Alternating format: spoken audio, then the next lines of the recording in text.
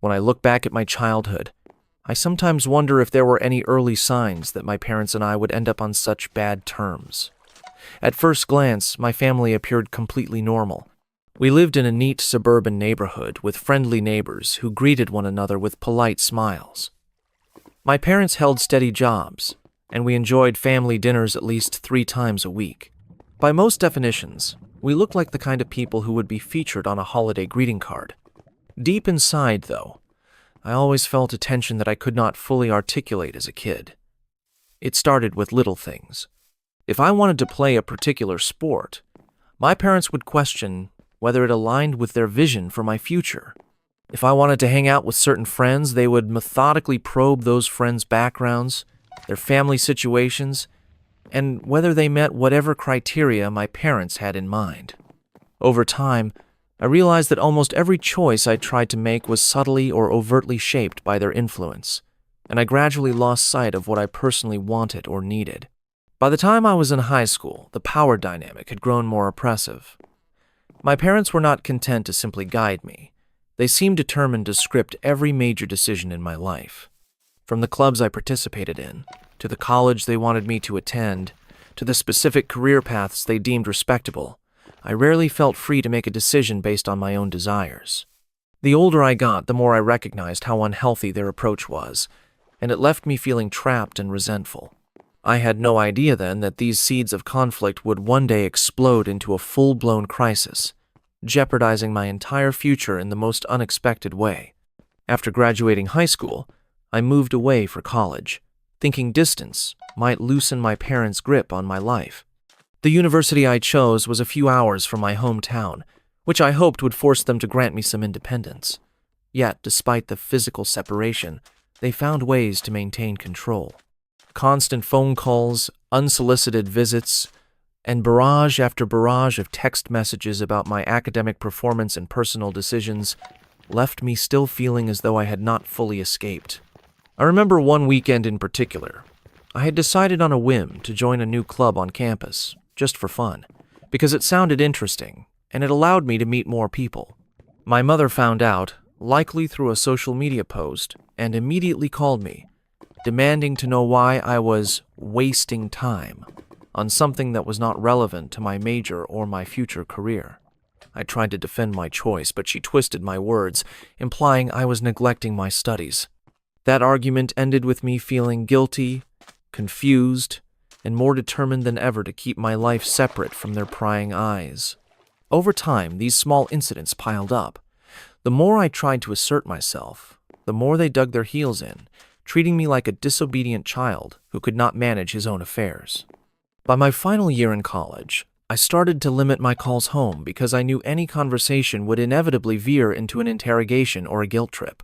My resentment grew, transforming from a simmering frustration into a steady conviction that I needed to cut them out of my life if I ever wanted to breathe freely. Little did I know that this determination to guard my independence would eventually collide with someone else's unwavering belief in family unity, setting the stage for a battle I never anticipated. Once I graduated and found a place of my own, I felt a small triumph. The distance was more than geographical now. I had a mental barrier in place, and I could decide exactly how much access to give my parents. For a brief period, we operated under a strained peace. They would call, and I would pick up occasionally, but I kept the calls short. I rarely shared details about my life and made it clear that I did not want them dropping by unannounced. Eventually, the conflicts escalated. One evening, during an otherwise routine phone call, my father lashed out at me for not consulting him about a job offer I had accepted. He believed I owed him the courtesy of allowing him to weigh in on the decision, as he put it. That confrontation spiraled into a savage argument, during which both of my parents told me that I had somehow failed them and that I was responsible for their unhappiness. Something in me snapped that night. I remember trembling with a mixture of anger and sorrow, realizing that these people who had given me life had also spent my entire existence dictating it. I made the call to sever ties completely. I blocked their numbers, refusing to engage. That decision was excruciating, but it opened a doorway to freedom I had never before experienced. I kept minimal contact over the holidays and birthdays, typically just sending a polite message to let them know I was alive, but I avoided any meaningful discussion that could be twisted into a power play. If you think cutting them off was harsh, wait until you see what happened when my future bride believed she could bring us all back together under the same roof. It was around this time that I met Emma. She was everything my parents were not: open, warm, empathetic, and genuinely curious about people in the best way. When I first started dating her, I found her positivity refreshing. She came from a large, close-knit family that did not merely gather on major holidays, but would meet up nearly every weekend, just to share a meal or celebrate minor milestones. Emma carried that family-first mentality with her everywhere she went. For the first few months of our relationship, I cautiously introduced her to the basics of my own family background. She knew I had issues with my parents, but I never dove too deep into the details. Part of me worried that if I revealed just how dysfunctional my relationship with them was, it might scare her away. Emma, being the kind soul that she is, offered supportive comments like, "I am sure they love you in their own way," or "Families fight, but they usually find their way back to each other." We seldom clashed about it because our lives were primarily focused on building our own routine together. Date nights, quiet evenings, cooking dinner, and traveling on weekends to see new places. I appreciated that she did not press me too hard about my parents, especially early on, because it allowed me to breathe and feel accepted. Despite the looming shadow of my family drama, I felt for the first time that I could build a new life without them overshadowing every decision. It turns out my hopes for escaping family conflict entirely were short-lived, because once Emma and I started planning our wedding, my estranged parents became the centerpiece of a conflict unlike anything I had ever faced. When I decided to propose to Emma, I felt more confident and happier than I had ever been. She was supportive, kind, and grounded in a way that soothed the lingering anxiety I carried from my upbringing. The day I proposed, she cried happy tears, and I remember feeling that in that moment, my life was turning a new page, one that held promise and healing. Our initial wedding planning felt like pure excitement. We talked about having a smaller ceremony versus a grand one, considered different venues like gardens or quaint chapels, and daydreamed about the music and the color schemes. Each discussion made me more certain that Emma was the person I wanted to spend my life with. We were a team, taking on big decisions and small details with mutual respect and joy. However, once we started finalizing the guest list, everything changed. We sat down one evening, a few weeks into our engagement, pen and paper in hand, listing out names. Emma's list included her parents, siblings, cousins, aunts, uncles, and close family friends. She had a huge family, but she was ecstatic about having them all there to celebrate. When she looked at me and asked, "What about your parents?" I froze. I had no idea then that this simple question would begin the unraveling of our entire wedding plan and, eventually, our relationship itself. I explained to Emma that I had zero desire for my parents to attend. I told her I had effectively cut them out of my life and felt it was best that they not re-enter it on such a big day. She listened, but I sensed that she was not fully convinced. She believed, deep in her heart, that people could change and that a wedding was precisely the kind of event that might inspire reconciliation. As the weeks went by, she would occasionally circle back to the topic. She never pushed aggressively at first, but she would gently ask questions like, "Do you think you might regret not having them there?" Or, "Could this be a chance to mend fences so you do not carry that regret forever?" While I understood her perspective, each query dug at old wounds I had worked so hard to seal.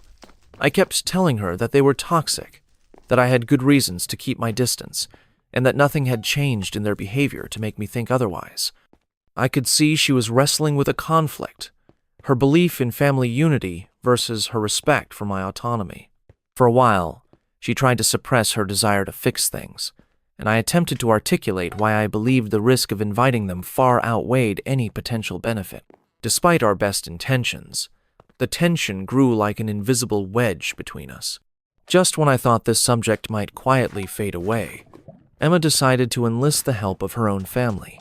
and what happened next felt like a carefully orchestrated ambush that nearly broke me. One weekend, Emma suggested we go over to her parents' place for dinner. I did not think much of it. Her family often hosted big gatherings, and they were always polite and warm with me. I assumed it would be another evening of lively conversation, good food, and maybe a brief aside about our wedding plans. When we arrived, though, something felt off. The living room was arranged almost like a meeting space, with the chairs set in a semicircle. My parents were there, seated awkwardly in the corner. Immediately my guard went up. I felt my heart pounding so loudly I could almost hear it echo in my ears. Emma's parents greeted me warmly, but did not quite meet my eyes, as if they were bracing themselves for a reaction. Emma tried to explain that her parents had invited mine, believing they could help foster a reconciliation. It was her family's idea of bridging the gap, but to me it felt like a betrayal of the highest order. And now I was being cornered into a confrontation. My parents gave a superficial apology, talking vaguely about miscommunication, as if years of manipulation and cruelty could be reduced to a simple misunderstanding. I left that night feeling more certain than ever that my parents would never change. But I also realized Emma and I might not share the same view on boundaries, which began to crack the foundation of our engagement. After that disastrous evening, Emma and I had our first real, heated argument. Up until then, our disagreements had been typical couple spats, easily resolved with a talk and a hug. This time, though, I felt like she fundamentally disrespected my history. I accused her of ignoring the years of trauma I had suffered under my parents' thumb, while she argued that I was refusing to see any path toward forgiveness. There was anger on both sides. For me, it was fury at having my private pain trotted out for a group mediation session I never agreed to. For Emma, it was exasperation that I would not even consider the possibility of letting my parents attend. She told me she just wanted me to have no regrets in the future, that she was trying to save me from a lifetime of bitterness. We cooled off eventually, and for a brief period, neither of us brought up my parents again. I secretly hoped that this meant she finally understood I was serious about not wanting them at the wedding, that my stance was final and non-negotiable. I wish I could say that hope lasted, but it was only a calm before a much larger storm. Things would soon escalate when Emma decided to act behind my back in a way that would shake my faith in her and threaten the very future we had spent years building together. A few weeks later, I was in our bedroom, scrolling through emails about wedding caterers and potential photographers.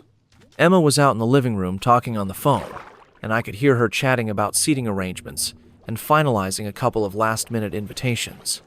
My attention was half on my phone and half on her voice, until I heard her mention my parents by name. My entire body went tense. I crept closer to the door, listening carefully. She was confirming their attendance, talking about how she was looking forward to them being at the ceremony and making sure they had prime seats. I felt my pulse surge. Emma had gone behind my back and invited my parents, despite everything I had explicitly told her. When she got off the phone, I confronted her, my voice low and trembling with a mix of disbelief and rage. She admitted that yes, she had formally invited them weeks ago, believing that as the wedding approached, I would soften and see reason. She claimed her heart was in the right place, that she could not stand the idea of me getting married without my parents in attendance. But all I felt in that moment was profound betrayal, like she had just invalidated all of my trauma in service of some fairy tale family reunion. Wait until you see how far the fallout went, and how a single wedding invitation could unravel every ounce of trust we had built. We had the worst fight of our relationship that night, yet it was not the kind of fight filled with screaming and slamming doors. It was worse because it was filled with a quiet, seething anger. I kept asking her how she could do this, after hearing every reason I had for keeping my parents away, while she insisted that love sometimes meant pushing someone to do what is best for them. The more she tried to justify her actions, the more betrayed I felt. In an effort to de-escalate, I left our apartment to stay with a close friend for a few days. I needed space to clear my mind, because suddenly I was not just grappling with my parents' toxicity. I was questioning whether I could marry someone who, in my eyes, valued an ideal of family harmony more than she valued my boundaries. Emma texted me constantly during those days. At first, her messages were apologetic but hopeful, telling me she did it for my own good. Then, as I stayed silent, her tone changed, urging me to talk it out and asking if I was planning to leave her for good. I could sense her fear and regret, but I also felt validated in my anger. I was not ready to brush aside such a massive violation of trust with a simple apology. Little did I know, stepping away for a few days was only the start of a much bigger reckoning that would push our engagement right to its breaking point. When I finally went back home, the tension in the air was almost tangible. We sat down in the living room, and for a few moments, neither of us spoke, as if every word needed careful consideration to avoid another explosion. I told Emma, calmly but firmly, that I could not and would not allow my parents to be part of our wedding. I explained that the stress of having them there would overshadow every moment of joy, turning what should be a happy day into a personal nightmare. Emma seemed to listen, but tears welled in her eyes. She told me she had grown up with the notion that marriage was not just about two people, but about two families merging. She confessed that it hurt her to imagine me standing at the altar without my parents present. She worried that in the years to come, I might carry regret, or that we would have children someday who would ask about their grandparents, leaving us to navigate that painful territory with no closure. Although I empathized with her concerns, I also felt a deep frustration that she refused to believe me when I said my parents were not just typical overbearing parents, but truly toxic. She saw them as flawed people who loved me in their own way, whereas I remembered every manipulative conversation and every attempt to control my life for their own satisfaction. You might expect that, with love on the line, someone would compromise. But the deeper we dug into this conflict, the more it revealed a fundamental divide that neither of us knew how to cross. We tried several times to find common ground. I suggested a quiet meeting after the wedding, one where Emma and I could speak to my parents in a neutral setting if, and only if, they showed genuine accountability for their past actions. Emma felt that was not enough, because it still excluded them from the actual ceremony, which she viewed as the symbolic moment of uniting both families. Day by day, the wedding planning became less about centerpieces and playlists, and more about a brewing storm we could not resolve. Vendors would call to confirm numbers, and we did not have an answer. We began postponing decisions, paralyzed by the weight of this disagreement. Emma's parents reached out to me again, pleading for me to let go of the past for the sake of our future. My own parents, now emboldened by Emma's invitation, tried to contact me, sending texts laced with half-hearted apologies. In the midst of this chaos, I felt torn between the woman I loved and my need to protect myself from the very people who had once derailed my mental and emotional well-being. I started losing sleep, haunted by scenarios of my parents showing up on my wedding day and turning it into another guilt-filled fiasco. The more I imagined it, the more I felt that I simply could not let it happen. But the real question was whether Emma could live with a marriage built on my refusal to even entertain the idea of having my parents around, a question that led us closer and closer to a final, heartbreaking decision. Eventually, Emma delivered an ultimatum. She told me she was not sure she could move forward with the wedding if I did not at least try to meet my parents halfway. When those words came out of her mouth, I felt my stomach drop. I remember thinking, is this really it? Are we about to lose everything over my parents? Part of me was furious at the idea that she would use our future as leverage to make me do something I found harmful. Another part of me felt a deep sorrow that we had reached a point where such ultimatums were on the table. Despite the heartbreak, I stood my ground. I told her that I would rather lose this wedding than compromise my well-being in the presence of people who had never once acknowledged the harm they inflicted. I explained that to me, allowing them at the ceremony without any genuine change was the same as saying all the years of manipulation and abuse did not matter. That, in my eyes, would invalidate my entire journey of learning to stand up for myself. Emma cried when I said that. I could see she was not trying to be malicious. In her eyes, love was always a reason to attempt reconciliation, no matter how slim the chances. She pointed out that my parents had apologized, at least in some capacity, and that I had never given them a real opportunity to show they could change. Yet, to me, their apologies were nothing but hollow words. The same script they had used 100 times before to rope me back into their controlling dynamic. It was a standoff that shook us both, and neither of us could see a path forward.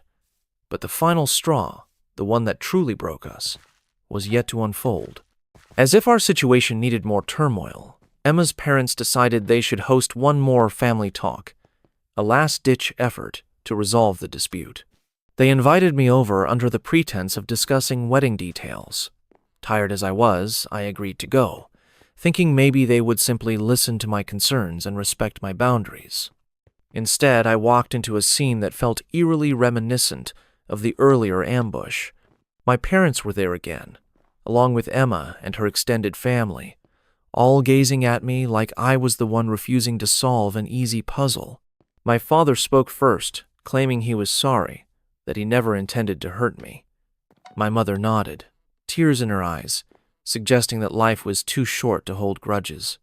I stood there, arms crossed, feeling cornered all over again. It was a barrage of pleas for forgiveness, peppered with gentle scoldings from Emma's parents about how a wedding should not exclude the groom's entire immediate family. I repeated my stance, calmly but resolutely, that the wedding was not the place for them to waltz back in without any real accountability. Each time I tried to explain the depth of the trauma, someone else would chime in, that I was letting the past dictate my future. The entire ordeal ended with me leaving the room in frustration, realizing that this problem was bigger than a mere guest list disagreement. I began to see with painful clarity that Emma and I might be fundamentally incompatible when it came to the idea of family, a realization that signaled our engagement was on the brink of collapse. When Emma and I finally spoke privately again, I could sense she was torn to her core. She had grown up in a loving environment where arguments were short-lived and family ties were never truly severed. The notion that I could live my life without my parents, even on a day as momentous as my wedding, felt alien to her.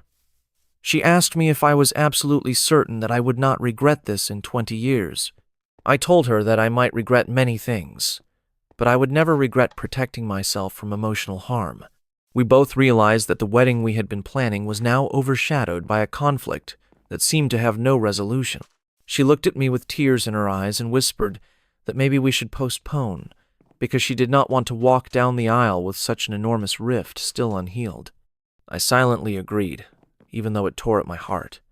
I loved Emma with everything I had, but I felt powerless to change the fundamental stance I had on my parents. For a time, we tried to see if living with postponement could ease the tension. We told a few close friends and relatives that we were pushing the wedding date just to get everything perfectly arranged, hoping the real reason would not spread too far. But our unresolved issues still lingered at every turn. Each day felt heavier than the last, each conversation more strained. What none of us realized was that all the postponements in the world would not fix a relationship suffering from a deep fracture of trust, and the final breaking point was lurking just around the corner. During one particularly difficult evening, Emma and I sat at our kitchen table, not even pretending to talk about wedding details anymore. She confessed that she had hoped my anger would subside once we postponed, that maybe time would heal the wound between me and my parents, making it easier for her to see a path forward. I shook my head, explaining that time would not magically undo years of pain, nor would it transform my parents into different people. In that moment, I saw a flicker of something in her eyes, perhaps resignation, or an impending realization. She said she had always believed love conquers all, and that family ties are never beyond mending.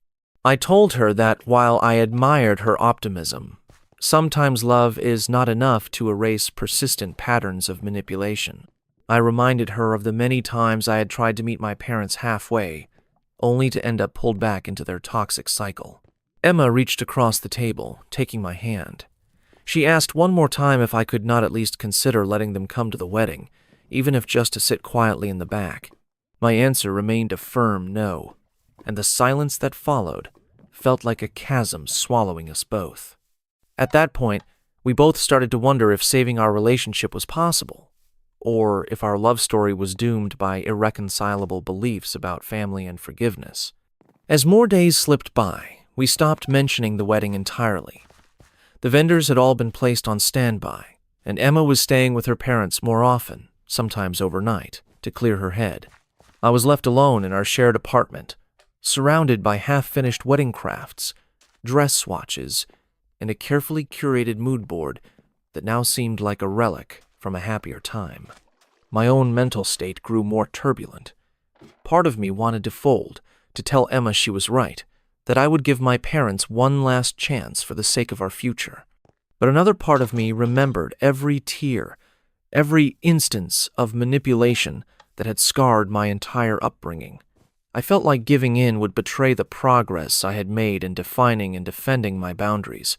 Emma finally came home one weekend, her face puffy from crying. She confessed that her family was pressuring her to uphold the family first principle, telling her that marriage is not just about personal healing, but about unity. She said she loved me, but she also loved her family and their values, and she felt caught between two unwavering forces. Little did we know that the final conversation was just around the corner, and it would decide not only the fate of our wedding, but the fate of our entire relationship. We agreed to meet in a neutral space, a quiet park near the edge of town, so we could talk without the ghosts of our half-planned wedding haunting us. We sat on a bench facing a small pond where ducks floated lazily, completely unaware of the life-altering decision we were about to make. Emma spoke first, her voice trembling. She told me she could not continue living in limbo. She needed to know if there was any scenario where I would allow my parents to be part of our wedding. I hesitated, feeling the weight of a future that might slip through my fingers. I gently answered that I had never prevented her from forging a relationship with my parents if she wanted to, but for our wedding day, my stance was absolute. I could not have them there. She went quiet, tears streaming down her cheeks. I felt the sadness in my own chest, recalling every cherished memory we had shared. Eventually, she said that she was not sure she could marry a man who refused to believe in the possibility of family reconciliation. I told her I respected her viewpoint, but I wished she could respect mine. The silence afterward felt like the world had stopped spinning. We both knew at that point that love does not always conquer all, and that sometimes you can see the end coming, yet still cannot stop it. In the days that followed, we quietly and methodically canceled our wedding arrangements. We contacted vendors, explained that we were indefinitely postponing, and apologized for any inconvenience. It felt surreal to watch months of planning and excitement dissolve into a few phone calls and emails, almost like tearing down a beautiful house you had painstakingly built. Emma returned the engagement ring. I remember staring at that small piece of jewelry in my palm, trying to process that all the dreams it symbolized had withered under the pressure of our irreconcilable stances on my parents. There was no screaming match, no fiery argument, just a lingering sorrow that colored every moment. Moving out was the next step. She packed her things, including mementos from our happier times, leaving the apartment we once shared full of echoes and memories. I offered to help, but she said it would be easier if I just let her handle it alone.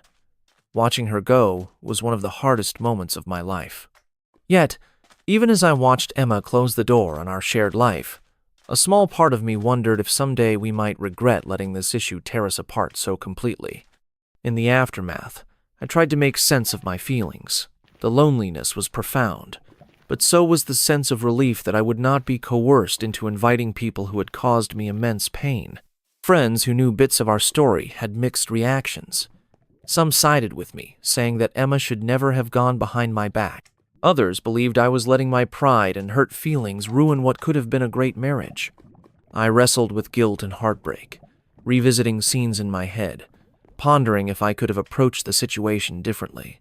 Would it have killed me to let my parents attend the ceremony, then keep my distance afterward?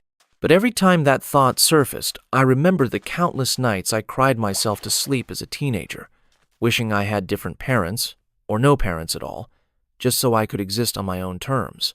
Emma, on her end, sent me a few messages in the weeks after, short notes that reflected her own conflicting emotions. She did not blame me entirely, but she also could not shake the belief that I might live to regret my decision. Reading those messages felt like peering into an alternate universe where maybe we did find a resolution, if only we had known how to compromise without losing ourselves. At that point, the question was clear. Was our relationship truly doomed by incompatible views? Or was this tragedy born out of stubbornness on both sides? Timed as heal some wounds, or at least dulls their sting.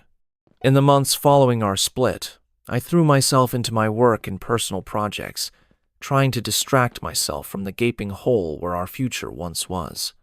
I avoided social media posts about weddings, engagements, or anything that reminded me of what could have been. My parents tried to reach out more frequently during that period, sensing perhaps that I might be vulnerable after the breakup. I ignored most of their messages, not out of spite, but because I was not emotionally ready to hear more empty apologies or excuses. Part of me wondered if Emma's plan had backfired so spectacularly that my parents now believed they had a direct hand in our split, but I did not bother to clarify anything for them. Slowly, I came to accept that I had lost someone I truly cared about over a moral line I simply would not cross. Some nights, I regretted not giving Emma what she wanted, if only to keep her in my life. Other nights, I found solace in reminding myself that a healthy relationship should not require me to open the door to past abusers. It was a tug of war between heartache and self-preservation. I sometimes asked myself whether my boundary was truly protecting me, or if I had let my past pains define my future happiness, and that question still haunts me to this day. Emma, according to mutual friends, spent a lot of time with her own family after our breakup, focusing on healing and reflecting. She confided in some that she felt torn because she understood my need for boundaries but could not shake her conviction that family is irreplaceable. There was a genuine sadness in the fact that we were not enemies. We were two people who loved each other deeply, but we valued different things at a fundamental level. When people asked me if I hated Emma for going behind my back, I would say no. I realized that her actions, though deeply hurtful, came from a place of love. She truly believed that uniting my parents and me for the wedding would eventually lead to something positive. She was wrong, and that wrongness cost us both dearly. But I knew it was not malice. It was her idea of hope and unity, misapplied to a situation that could not be fixed with a single day of celebration. To this day, I do not communicate with my parents beyond polite holiday texts. Sometimes, I wonder if seeing them at my wedding could have led to a miraculous moment of closure, but then I remember their pattern of behavior and realize the risk would have been too great. I still stand by my decision, albeit with the heavy burden of knowing what it cost me. The real tragedy is understanding that two sincere hearts can be torn apart, not by lack of love, but by the weight of irreconcilable differences, leaving us to wonder if there was ever a path to harmony. Life carried on. I reorganized my apartment, trying to remove visual reminders of Emma's presence. The first few days were rough. I would wake up reaching for her side of the bed, only to remember she was gone. My phone felt strangely silent, no longer lighting up with texts about wedding plans, weekend getaways, or affectionate notes. I immersed myself in new hobbies, half out of genuine interest and half out of desperation to fill the emptiness. I started hiking regularly, finding solace in the stillness of nature, where I could sort through my thoughts without the noise of city life or the echoes of regret. Each time I conquered a new trail, I felt a small surge of empowerment, like I was reclaiming parts of myself that had been buried under stress and heartbreak. Friends invited me out more often, either for a beer at a local pub or a casual dinner, trying to pull me out of my shell. Many of them were supportive, though they did not fully grasp the depth of my relationship with Emma or the intricate reasons behind our split. Some seemed to think I was simply being stubborn, but I tried not to let their misunderstandings weigh on me. In those moments, the question that kept me up at night was whether or not standing my ground had actually cost me the greatest happiness of my life. A dilemma I still wrestle with even now. Every so often, I would scroll through photos of Emma and me on my phone. Pictures from the early days of our relationship when everything felt so new and thrilling, snapshots of us laughing at a random festival or cuddling in front of a cozy fireplace during the winter. Each image seemed to capture a time when the biggest hurdle we faced was deciding whose apartment to crash at. I realized that while the wedding conflict was massive, our love story had been built on countless happy memories. That realization made it harder, in a way, because I could not dismiss our relationship as toxic or doomed from the start. We were happy, we were strong, and we communicated well about so many things, just not this. Sometimes I would get a wave of inspiration to text her, maybe to ask if she was okay, or to see if we could talk. But then I would recall the gut-wrenching feeling of betrayal, the countless tears we both shed, and the knowledge that neither of us was willing to change our stance on family. That stopped me every time, reminding me that we had ended things for a reason, and that picking at the scab would only reopen a wound. And sometimes clarity only comes when we let go of what we once held dearest. One unexpected aftermath of this entire ordeal was how it caused me to reflect on what marriage really means. I once thought it was simply about two people in love, ready to face the world together. Emma made me realize it is also about two families merging, two sets of histories, and two sets of values. If those values are in direct opposition, love alone might not be strong enough to fill the gap. I went through a phase of anger at my parents, blaming them for creating the friction in my life that led to all of this. Then I went through a phase of anger at Emma for not respecting my boundaries. Eventually, I realized that all the anger in the world would not change what happened. My parents are who they are. Emma is who she is, and I am left with the consequences of their intersection in my life. In a strangely ironic twist, my parents used the breakup as a rallying cry to reach out again, claiming that if I had never pushed them away, Emma would have stayed. That argument only reinforced my choice to keep them at a distance. The fact that they saw my heartbreak as another opportunity to manipulate the situation proved that they had not changed. If there was ever any doubt in my mind about whether I made the right decision, their reaction after the breakup reminded me just how crucial it was to protect my mental health, no matter the cost. Emma's parents, from what I heard, were deeply disappointed that our engagement ended. They had been looking forward to welcoming me into their family. Her father actually reached out to me once, leaving a voicemail in which he expressed how sorry he was that things did not work out. He said he wished we could have found a way to compromise, but he respected that I had my reasons. I listened to that voicemail more than once, feeling a pang of guilt and sadness. Here was a father who genuinely wanted the best for his daughter, and in his eyes, that included the dream of a perfectly blended family. It hurt to know I played a role in taking that dream away, even if I believed it was for the right reasons. Meanwhile, Emma's siblings seemed split on the matter, according to mutual acquaintances. Some thought Emma should have honored my boundaries, trusting that I knew my parents better than anyone else. Others believed Emma was correct in thinking love can heal old wounds, and that I was robbing both her and myself of a chance at true reconciliation. These differing opinions only underscored how every person brings their own history and perceptions to the table, making it nearly impossible to find a single right answer in a situation this emotionally charged. Life gradually found a new normal. I went back to focusing on my career, working late hours to fill the emotional void. I therapy, though it took me a while to get over the initial resistance. Eventually, I booked an appointment with a counselor who specialized in family trauma. In those therapy sessions, I started to unpack not just the wedding fiasco, but also the deeper scars left by my parents. The therapist validated that my decision to exclude them from the wedding might be part of a healthy boundary, especially given their track record of manipulation. Yet, it was also clear that I carried significant guilt and heartbreak from losing Emma in the process. Week by week, I learned coping mechanisms, discussed methods to handle potential future interactions with my parents, and slowly began to forgive myself for how everything turned out. The therapist reminded me that it was not my job to fix my parents or to compromise my mental well-being, just because others believed in second chances. She also emphasized that Emma's perspective was valid too, rooted in her own life experiences. In short, no one was the villain in this story, even if it felt that way sometimes. Through therapy, I learned a difficult truth. Sometimes doing what is best for your own mental health can come at a devastating price, a price that remains hard to reconcile even when we know we made the right call. Months stretched into a year, and I began to feel more stable.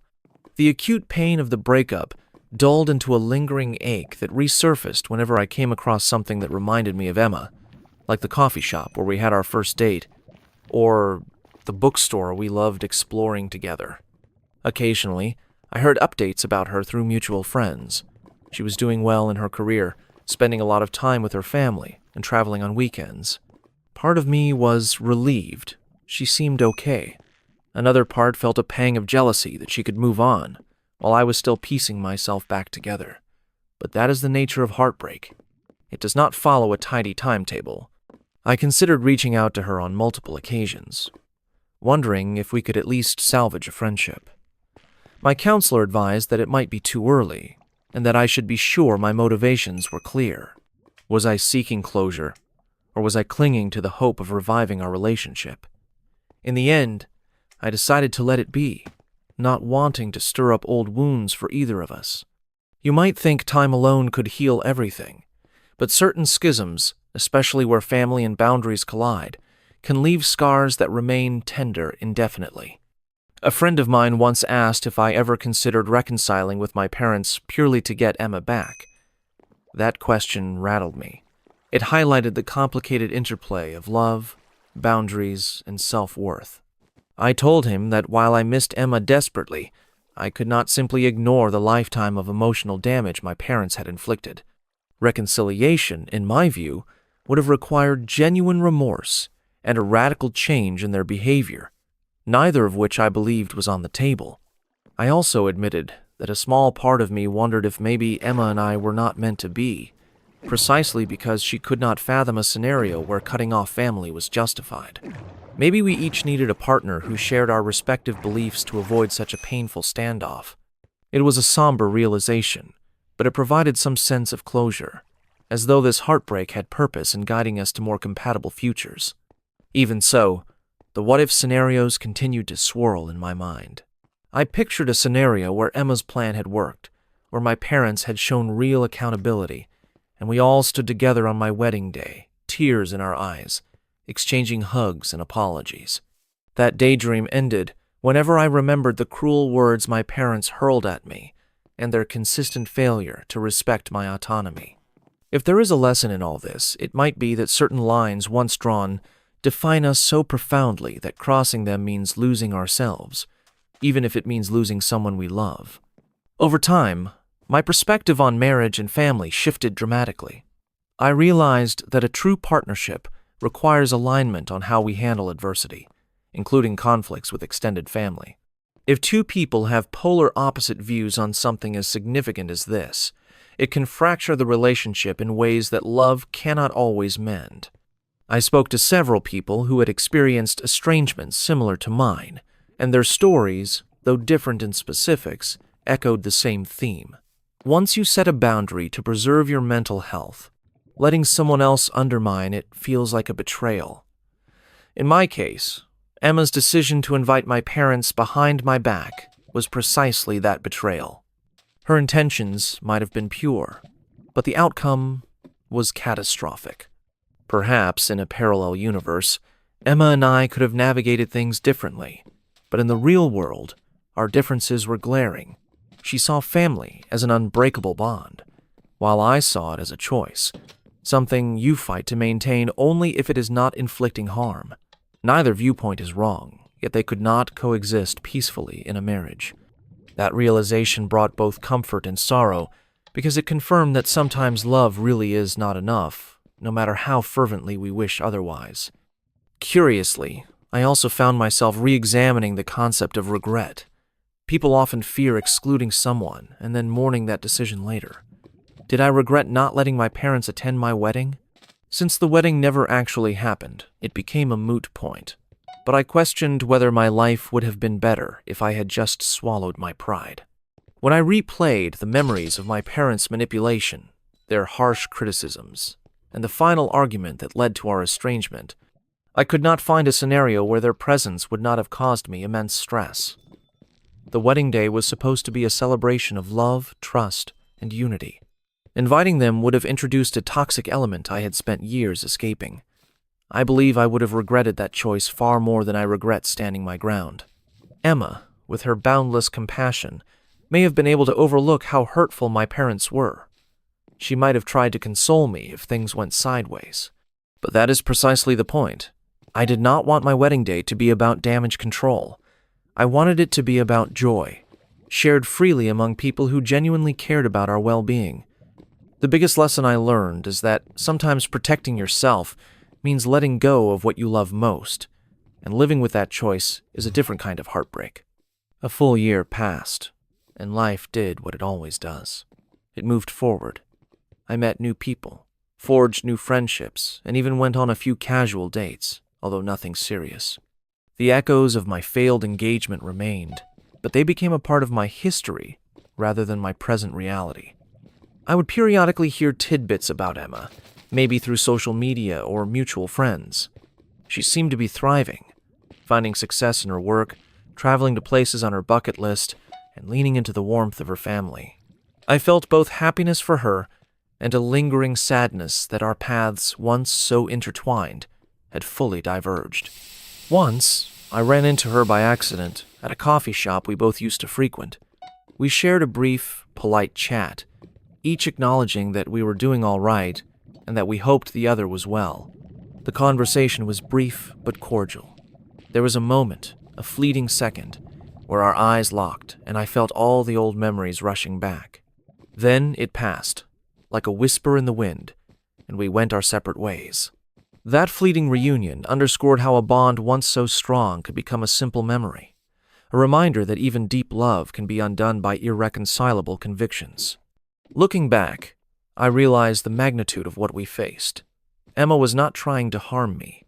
In fact, she believed she was helping me heal.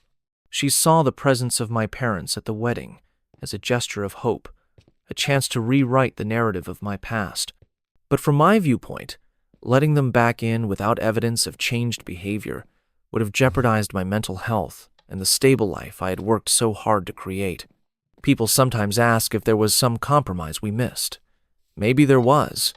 Perhaps we could have arranged a private meeting with my parents months before the wedding to see if real accountability was possible. But the truth is, we tried something like that, and it blew up in my face.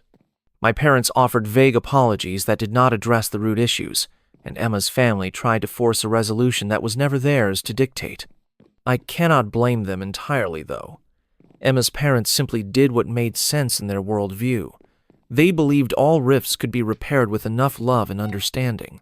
Unfortunately, they underestimated the depth of the wounds my parents had caused.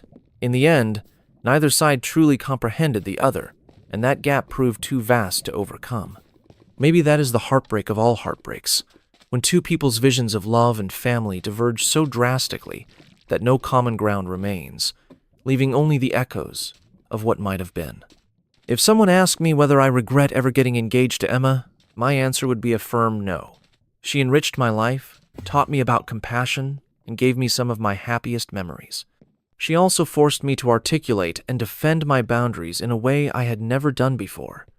Even though our story ended painfully, I cannot discount the value of what we shared. I also recognize that our split did me a strange favor. It solidified my resolve to keep my parents at arm's length, reminding me that their pattern of behavior was not something I could simply ignore or brush aside for a special occasion. It might sound harsh, but losing Emma due to this conflict helped me see the lengths I must go to protect my emotional well-being. That is not to say I would want a future partner to share Emma's exact perspective, but I have grown wiser about seeking someone who respects where I come from and why certain lines cannot be crossed. Love is powerful, but it is not a magical cure-all for deep-seated issues. I need someone who understands that boundaries can be an act of self-love, not cruelty. Accepting this new perspective was like turning a page I never wanted to read, But sometimes the hardest lessons offer the clearest insight into who we are and what we truly need in a relationship. In quiet moments, I occasionally wonder if Emma and I might have found a different conclusion had timing or circumstances been altered. Maybe if I had reconnected with my parents earlier on my own terms, or if Emma had seen firsthand one of their manipulative outbursts. But dwelling on those possibilities feels unproductive. Reality played out the way it did, and we both acted according to our core beliefs. This experience taught me that boundaries are not just walls. They can be tested by those closest to us, even people who claim they only want the best for us. When that happens, we face a pivotal choice: compromise the boundary or risk losing someone important. It is a painful crossroads, but how we respond defines who we are. I wish Emma all the happiness in the world. I truly do. She deserves a family that values unity as fervently as she does. And I deserve peace of mind, free from the shadow of parents who never respected my autonomy. We parted ways because our core definitions of family could not coexist peacefully, and in the end, that is not anyone's fault. It is just a tragic incompatibility.